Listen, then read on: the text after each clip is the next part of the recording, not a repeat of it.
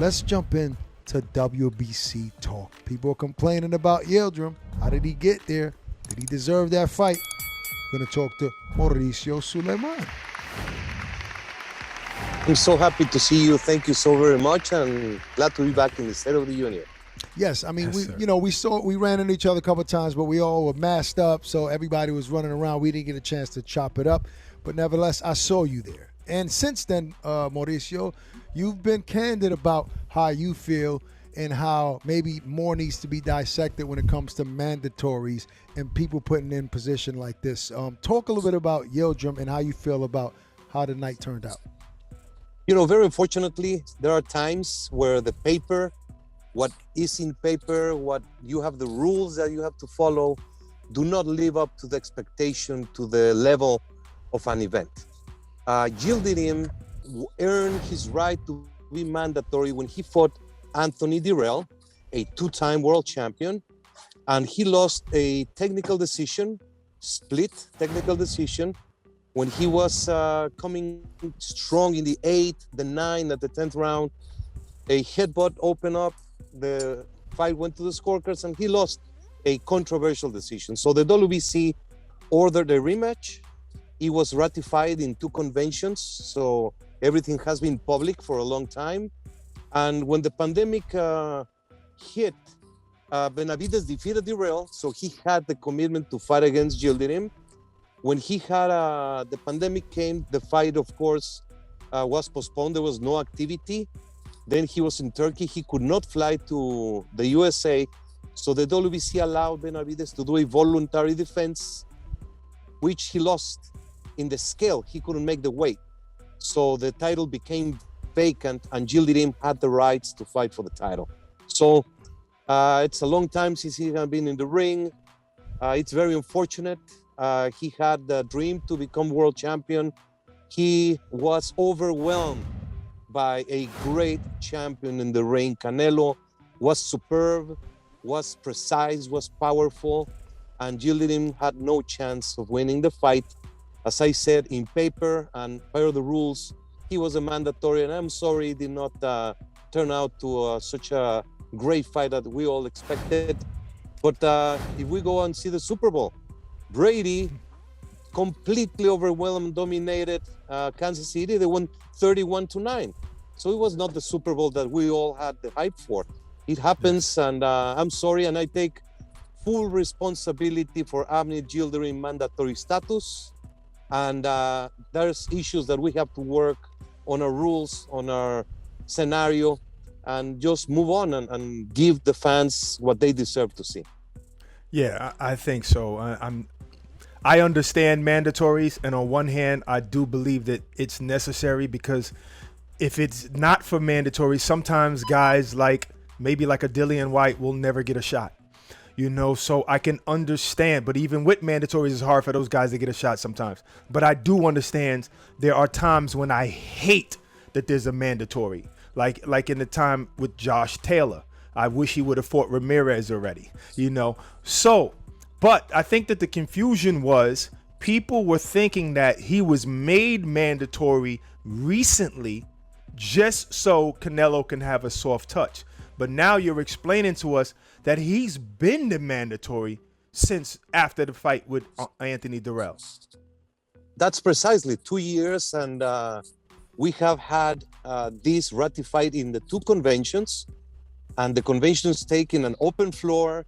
We have publicized it, we have made our press releases, but unfortunately we don't have a news outlet where we can reach the millions of fans around the world. So our outreach is limited, and as I say, it in paper and according to the rules, it was something, but what happened in the ring, I prefer to say that it was an outstanding Canelo performance, and accept any criticism about the opponent.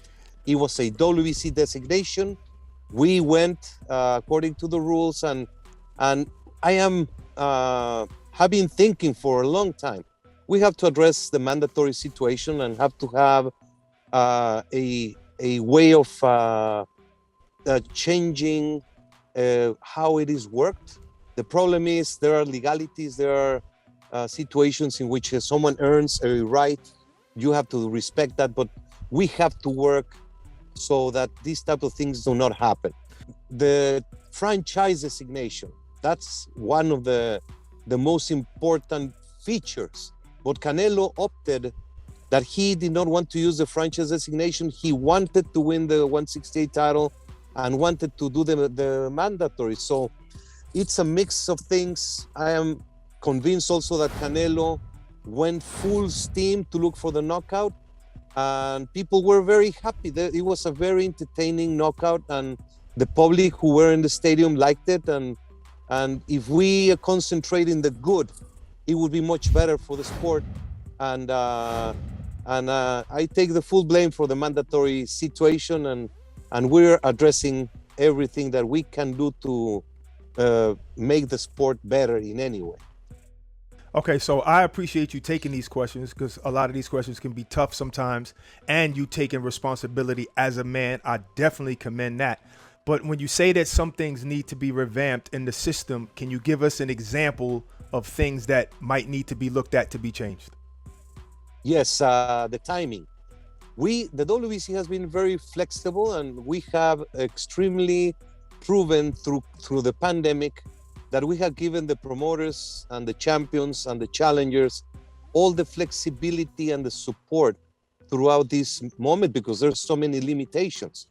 But there are times where a mandatory should not be pushed and enforced unless it is a proven situation where that fighter has the absolute level to be in the fight of the level of the champion.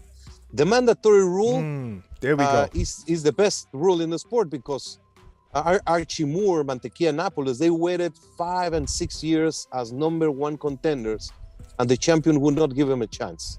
So the mandatory rule is necessary for fairness, and we stipulate 1 year for the mandatory of the champion.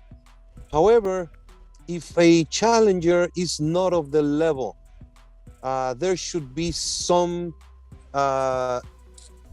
improvement in the rules so we don't have legal problems.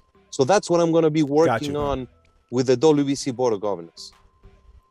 You know, Mauricio, for those just joining us, Mauricio SULAIMAN, president of WBC, on with us. You mentioned that, you know, people expected a great fight, but did we really expect a great fight? I mean, people leading up to this fight were saying this is, you know, the narrative was Canelo is about to show his greatness, right? So are we that surprised with the knockout victory or the stoppage after the third round? Isn't this what we all expected anyway, regardless of what Yildirim would have brought to the table? I mean, had he engaged quicker, he probably would have been stopped earlier.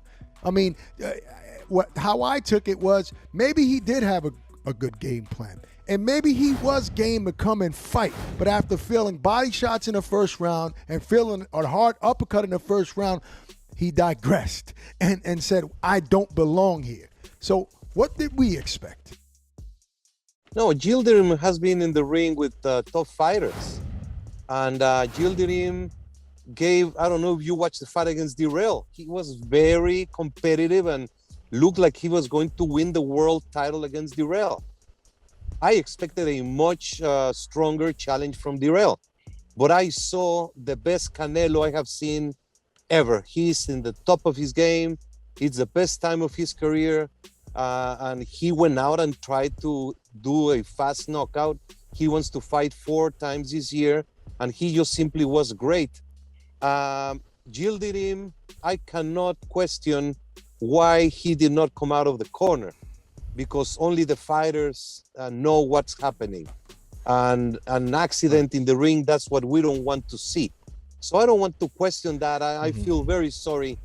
I do not like when fighters do not come out of the stool, because it just leaves many open questions that cannot be answered. And I don't want to go that way, but I expected a war. He just could not. Every time he tried to throw a punch, he got hit back 2-3 times. And as I said, I respect more than anyone can believe the boxing fans. It is my absolute priority to do the best so that the WBC has the best fights. Our history is Muhammad Ali, Tyson, Hagler, Hearns, Chavez, Duran, Canelo, Mayweather, Pacquiao, De La Hoya. That is the WBC. Right. And it's my absolute commitment to give these fights to the world. And I'm very sorry.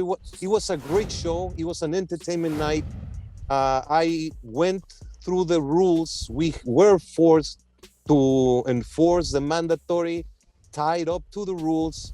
And I had great expectations because I have seen Yildirim fight Dirrell. I had seen him fight a couple of other fighters, and he seemed to be more mature than when he faced Eubank, but that was not the case. And as I said, Brady was sensational, and he blew away Kansas City Chiefs in the Super Bowl. It was not the game we all expected, and they won 31-9. But at the end, the news is Brady is great. The Tampa Bay are the champions, etc., etc. But it's a different sport, but it's the analysis that I like to just put as an example.